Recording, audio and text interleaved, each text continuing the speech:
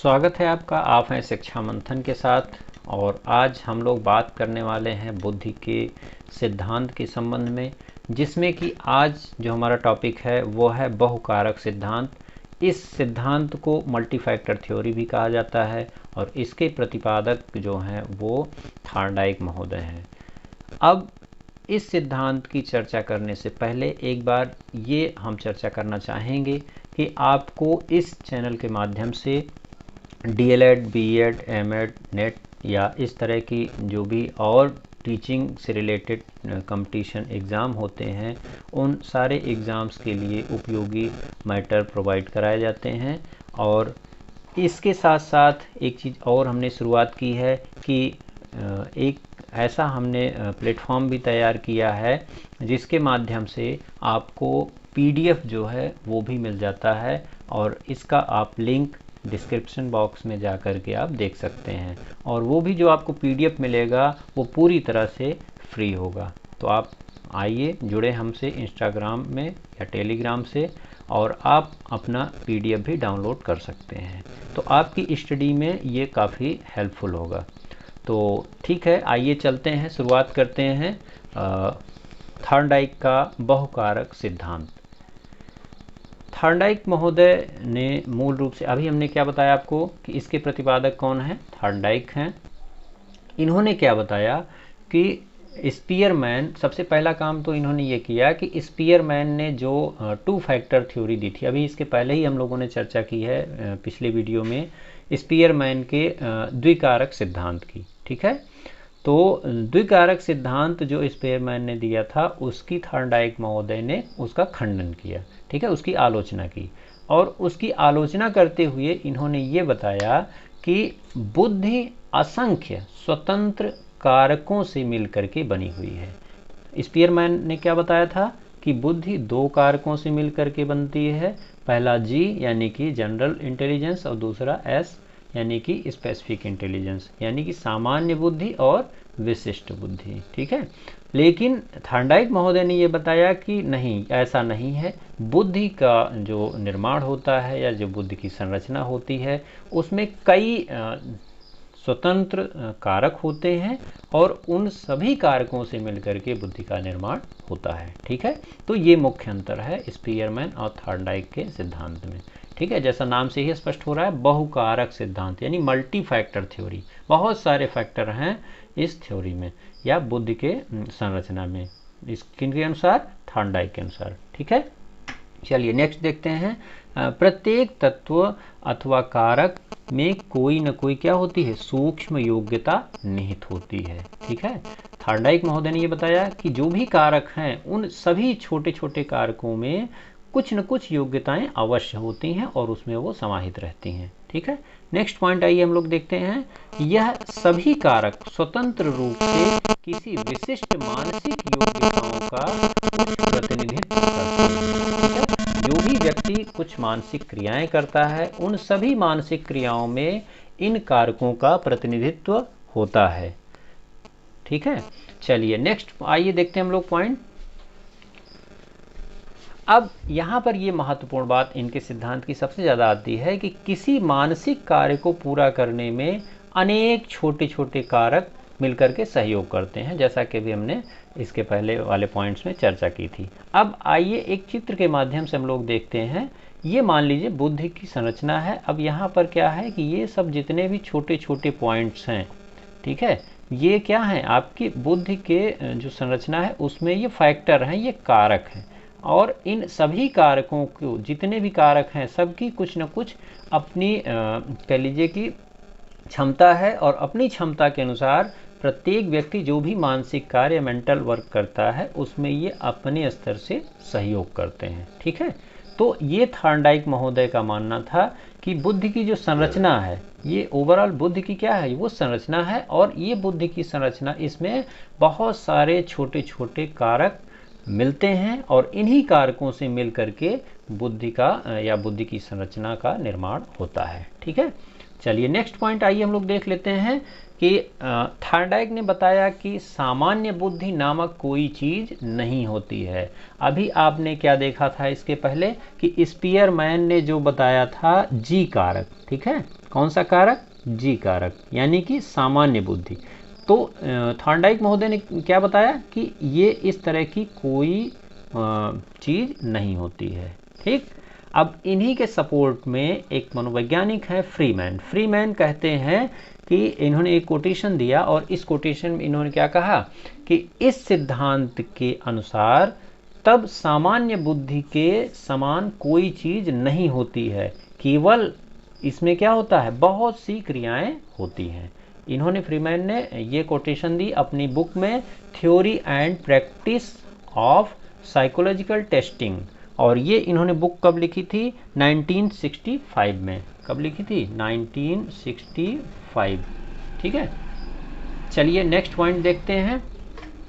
अब यहाँ पर इनके सिद्धांत का बहुत महत्वपूर्ण पार्ट आ रहा है। व्यक्ति अलग अलग मानसिक प्रक्रियाओं के बीच सहसंबंध स्थापित करता है, ठीक है, और इस सहसंबंध का कारण क्या होता है, वो जी कारक ना होकर के, अभी आपने क्या चर्चा किया था, जी कारक यानी कि सामान्य बुद्धि, ये जी कारक न होकर के इनका क्या होता है, मानसिक प्रक्रिया में कई उभयनिष्ठ तत्व होते हैं। उभयनिष्ठ मतलब कॉमन एलिमेंट्स होते हैं, और ये जो कॉमन एलिमेंट्स होते हैं वो इस सहसंबंध को प्रगाढ़ करते हैं, ठीक है, और पॉजिटिव करते हैं। ठीक, अब इसके बाद नेक्स्ट पॉइंट हम लोग देखते हैं कि इन मानसिक प्रक्रियाओं में जितना अधिक उभयनिष्ठ तत्व होंगे, किसी भी मानसिक प्रक्रिया में कोई व्यक्ति अगर कार्य कर रहा है तो उसमें जितना ज़्यादा कॉमन एलिमेंट्स होंगे उतना ही ज़्यादा उसके अंदर सहसंबंध की कह लीजिए कि संभावना बढ़ती जाएगी। जैसे मान लीजिए कि कोई व्यक्ति है, वो किसी मानसिक कार्य को कर रहा है, उसको क्या कहेंगे हम, ए। ठीक, अब इसमें 10 प्रकार की मानसिक क्षमताओं का उपयोग वह करता है, जिसमें 8 प्रकार की जो मानसिक क्षमताएं हैं वह ए और बी दोनों कार्यों में कॉमन है। ठीक, तो यहाँ पर क्या हुआ कि 80% क्या होगा, 80% ये कॉमन हो गया। अब 80% इसका सहसंबंध हो गया। तो यहाँ पर क्या होगा कि इन्होंने क्या कहा कि मानसिक क्रियाओं में जितना अधिक उभयनिष्ठ तत्व होंगे उनके बीच में क्या होगा, सहसंबंध उतना ही अधिक होगा। ठीक है, तो सहसंबंध तो यहाँ पाया जा रहा है, कोरिलेशन पाया जा रहा है, लेकिन क्या होगा, वो पॉजिटिव ज़्यादा होता चला जा रहा है। अब इसी के अगेंस्ट में हम लोग देखते हैं कि कुछ मानसिक कार्य ऐसे होते हैं जिनके तत्वों में उभयनिष्ठता कम होती है। ठीक है, यानी कि वहाँ पर क्या होते हैं, कॉमन एलिमेंट्स कम पाए जाते हैं। अभी हमने जैसे उदाहरण लिया था, उसी उदाहरण को हम लोग देखते हैं फिर से एक बार। 2 प्रकार की मानसिक क्रियाएं हैं और दोनों में क्या है, 10-10 कॉमन 10-10 एलिमेंट्स लगते हैं, और पिछले वाले में 8 एलिमेंट्स कॉमन थे, इसमें क्या है, केवल 2 एलिमेंट्स कॉमन है। अब यहाँ पर यह है कि ये कितना हुआ, ये 20% हुआ। 20% के बीच में यहाँ पर ये हम कह सकते हैं कि जो भी उसका सहसंबंध है वो केवल 20%।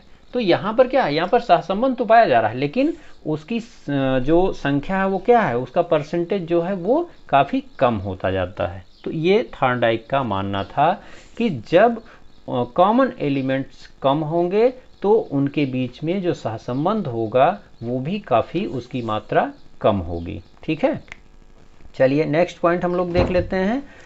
2 मानसिक कार्यों या उन्हें मापने के लिए बने परीक्षणों के बीच सहसंबंध एस कारक न होकर के इन दोनों कार्यों के तत्व या कारकों के बीच अउभयनिष्ठ या कह सकते हैं कि जो अनकॉमन एलिमेंट्स हैं वो होते हैं।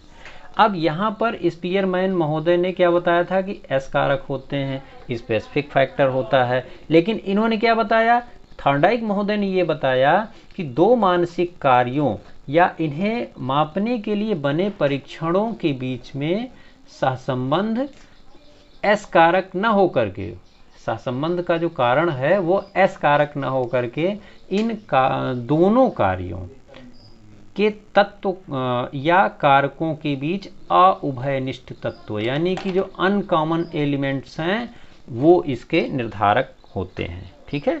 तो यहाँ पर इन्होंने बारी बारी से जी और एस दोनों कारकों को अपने सिद्धांत के माध्यम से, अपनी व्याख्या के माध्यम से इन्होंने गलत उसको ठहराया और उसको स्पष्ट किया।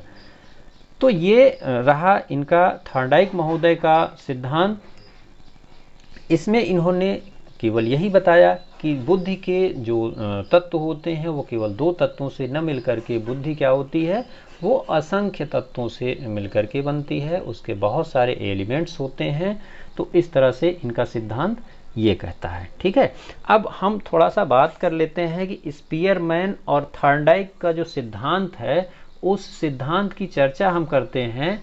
तो स्पीयरमैन और थॉर्नडाइक ने क्या बताया कि उन्होंने दो कारक बताए जी और एस। अब इन्होंने क्या बताया, कॉमन एलिमेंट्स और अनकॉमन एलिमेंट्स, ठीक है।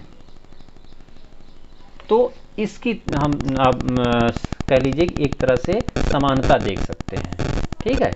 तो इस तरह से आप ये कह सकते हैं कि स्पीयरमैन ने जी कारक के छोटी छोटी इकाइयों या यूनिट्स या उपकारकों सब फैक्टर्स में नहीं बांटा था, इन्होंने नहीं बांटा है इसको स्पीयरमैन की तरह। जबकि थॉर्नडाइक ने इसे क्या किया, कई उपकारकों या कई फैक्टर्स में इसको माना है, ठीक है। तो ये एक सिद्धांत है जो कि पूरी तरह से डिपेंड करता है इनके मल्टी फैक्टर थ्योरी के हिसाब से। तो इस तरह से ये रहा इनका थॉर्नडाइक महोदय का मल्टी फैक्टर थ्योरी और यानी कि बहुकारक सिद्धांत।